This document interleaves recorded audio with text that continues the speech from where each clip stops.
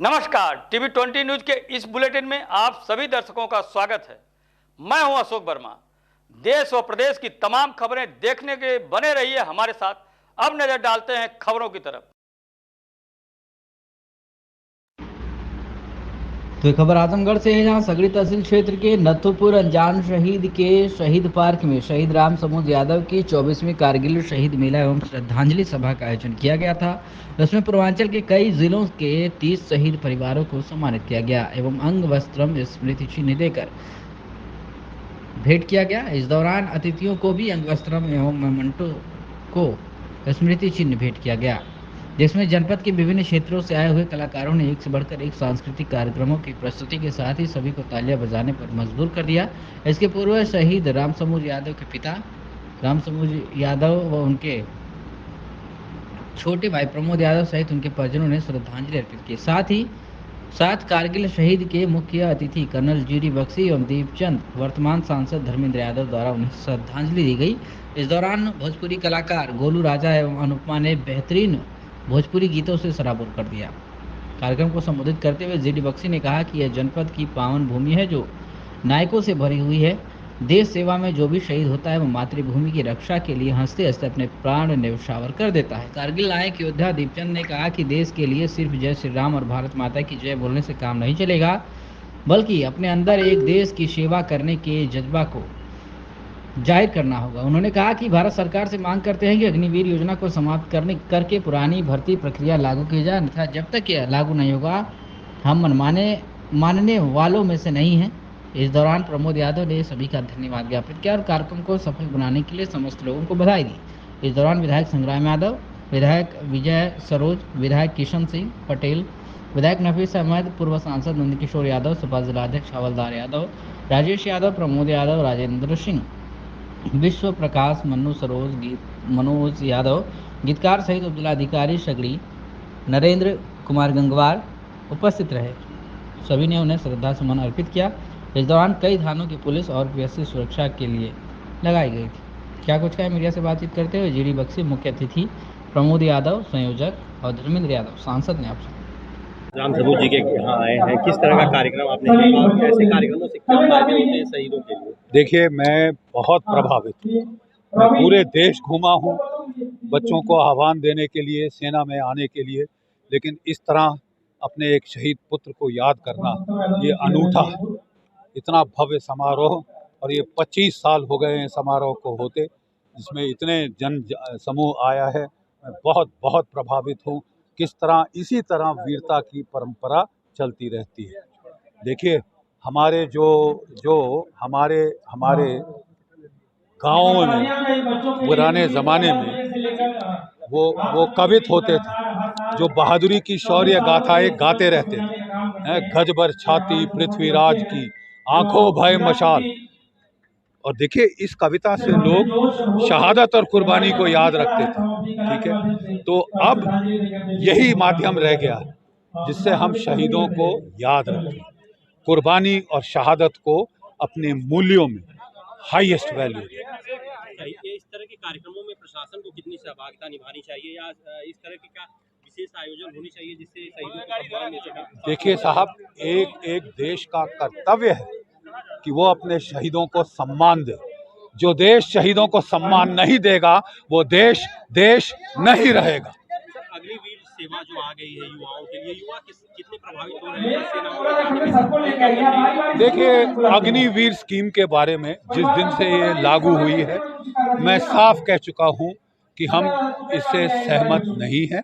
इसमें सुधार की जरूरत है। बांग्लादेश के हालात पर क्या कहना चाहेंगे इसमें? देखिए, जो 71 में जीत हमने हासिल करी थी, पाकिस्तान, अमेरिका और चीन मिलके कोशिश कर रहे हैं कि पासा पलट दें, लेकिन ख्याली पुलाव देख रहे हैं वो।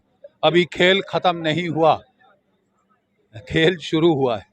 जम्मू कश्मीर में सर 10 साल बाद विधानसभा चुनाव होने जा रहे हैं, क्या नई सरकार को किन चुनौतियों का सामना करना पड़ेगा? देखिए, बहुत फर्क पड़ा है मेरे टाइम से। जब मैं जम्मू कश्मीर में नौकरी कर रहा था, 5000 आर्म्ड टेररिस्ट, 60% पाकिस्तानी जम्मू कश्मीर में ऑपरेशन कर रहे थे। आज रह गए हैं 150।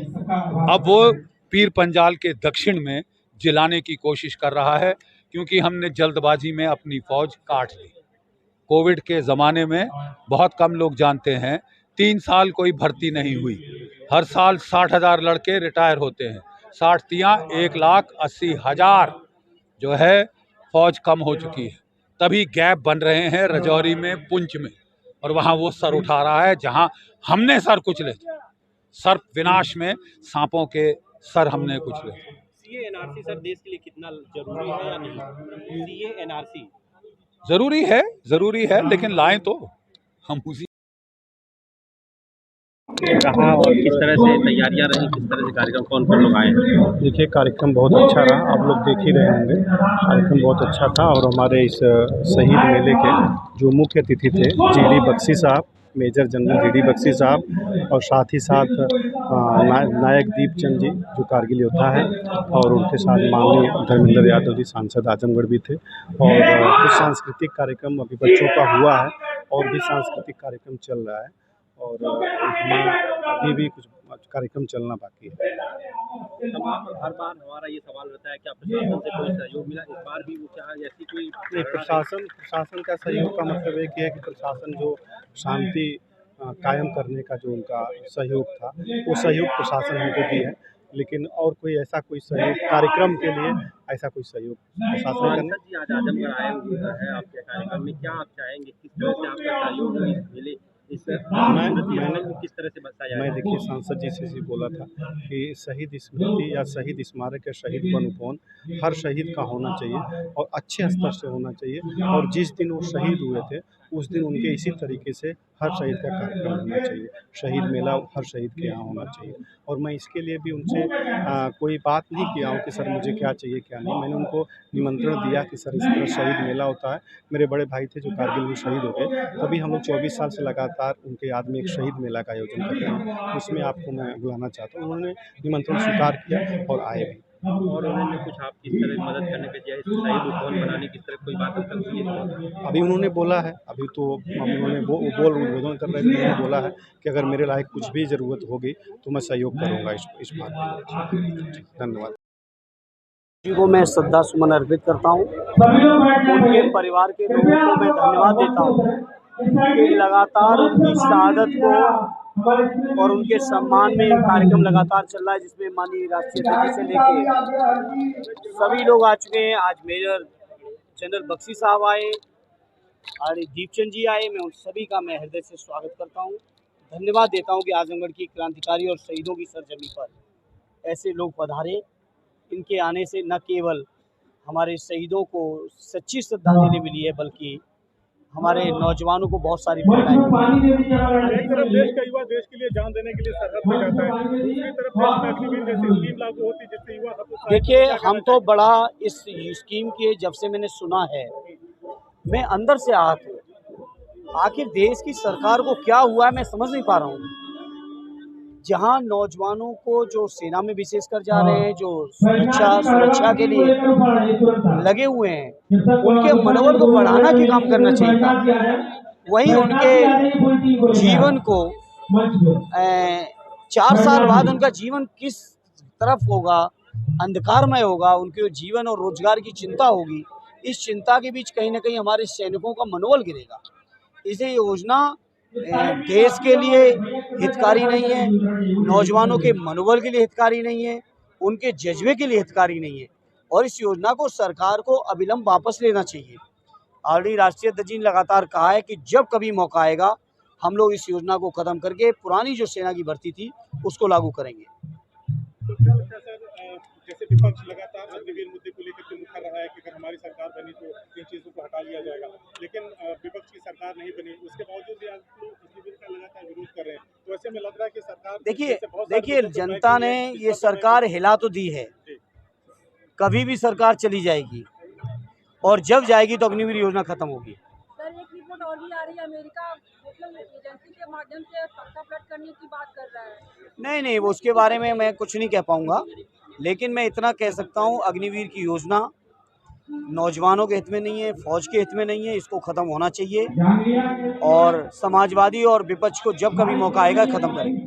आजमगढ़ में बहुत सारे शहीद हुए जहाँ पे शहीद मार्ग जो है बहुत ही क्षतिग्रस्त है, उसको बनाने के लिए बहुत बार लोगों ने अपील की, लेकिन देखिए, इस मुद्दे को लेके मैंने अभी संसद में बजट के भाषण में भी मैंने कहा कि ये जो शहीदों को सम्मान देने की, शहीदों की डेड बॉडी को उनके घर तक लाने की और जो राजकीय सम्मान के साथ उनके अंतिम संस्कार करने की व्यवस्था आदरणीय नेताजी ने की थी।